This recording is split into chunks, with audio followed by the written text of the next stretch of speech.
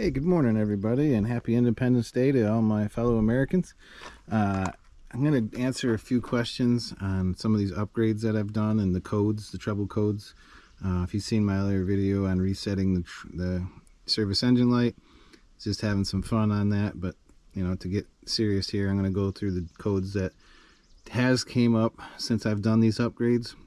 And then I want to kind of show how it runs good, even with these modifications. So if you were to try to do anything like I've done, which I don't recommend, you know, got to put that in there legal wise, but I just wanted people to know that it runs good and works good the way that I've done it.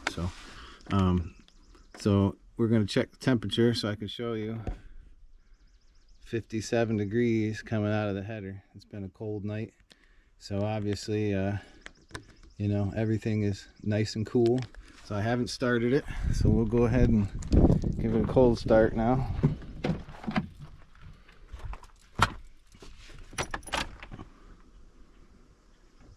Let the fuel pump prime. Okay. I'll go ahead and plug in our scanner. Now I've got another one here, but I prefer this one.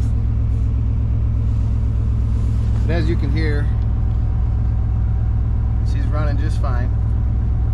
But I'm going to shut it down for a second, just so you can hear me. We'll go into these codes together here. So we'll go diagnostic. Wow, I gotta turn my key on. There we go.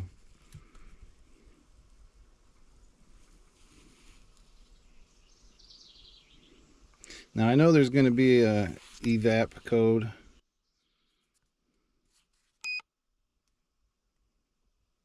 So we got 4 codes that's showing.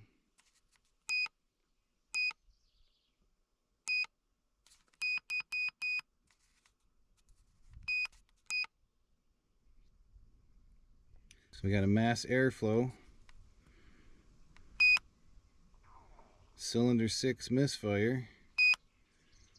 Now that's a normal one that you're going to see. You're going to see the 1406. And then here's another one, 1441. So obviously this one, the P0102, is not a very normal code. That's usually not on there. This one is. So typically you'll have 2. I haven't really seen this one before, so that's something new, and that is something new as well. But typically you're going to see this P1406 because I have the EGR blocked off, and that's going to be the same as this code here. So the only thing that you get are these 2 codes typically, and again, it runs just fine without them. I'm going to have to look into this cylinder 6 misfire. It's probably a melted wire. I know for sure that I need to get a different cap and rotor. So, you know, that's something I'm going to have to do. So I'm going to go ahead and erase these codes. And this is the right way to do it, not the way you've seen it done in the other video. But I'll go and show you a couple of the things that I've done to cause that evap and EGR code problem. So here obviously is where the EGR is usually located. I made a plate to block this off in here. You can see that down in there. And then this plug, it comes from your old manifolds, and it recirculates the exhaust gases in your intake, which heats it up, which I think is silly. So I put a bolt in here to block off the vacuum going to it. I don't even have a charcoal canister anymore. And then I also blocked this off with a bolt. And not that it's related, but I put the Hydro Boost in here So I actually have a bolt in the vacuum in the back of this to block that off as well. And then I have the crankcase evac, which it has some check valves down in the exhaust there, which those are going to have to be changed out once in a while. Those are a wearable item, so you'll have to replace those. And then the only other thing that I'd like to talk about is when you do the headers, you're going to need to trick the O2s. So this is just a little adapter. I'm going to put this in one of the, I'll pull up a picture of it where you can find one. But basically it brings your O2 out farther.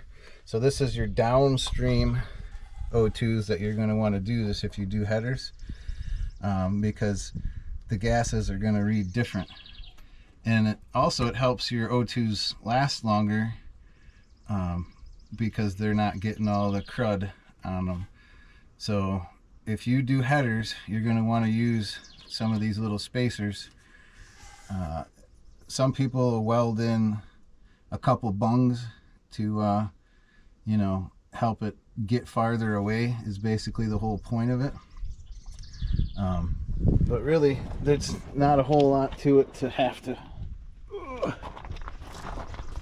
worry about if you do change all that. So I think that's really about it. I mean, there's not a whole lot of problems that you're going to have from doing this. So again, if you do the headers, you're going to want to get those little spacers for your downstream O2s.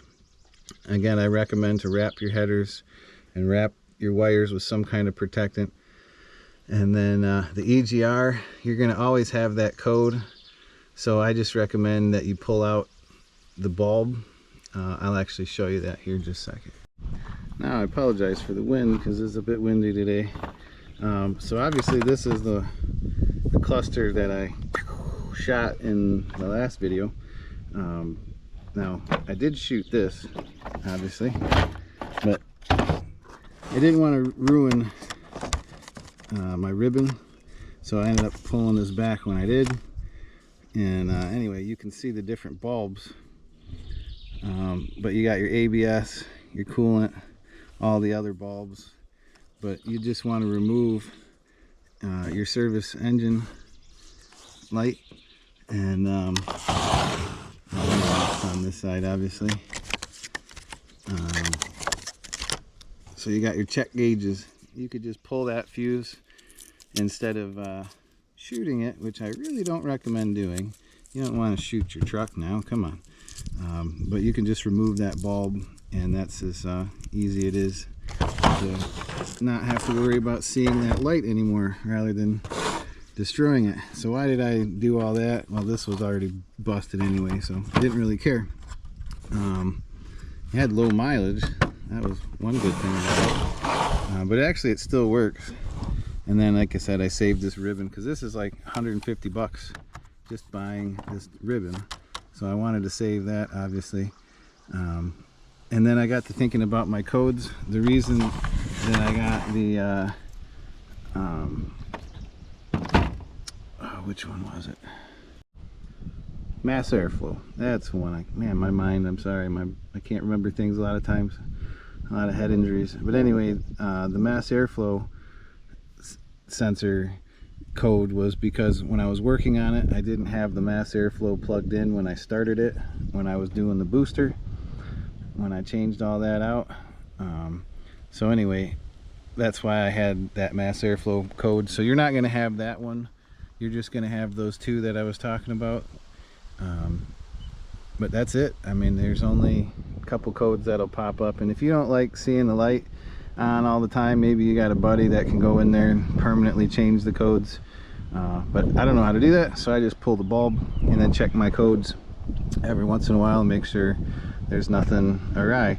But I do have that cylinder 6 misfire, which again, most of the time is just a an issue from the cap and rotor. So anyway, hope you guys found this helpful. So if so, then keep coming back. Take care. Enjoy your 4th. Be safe.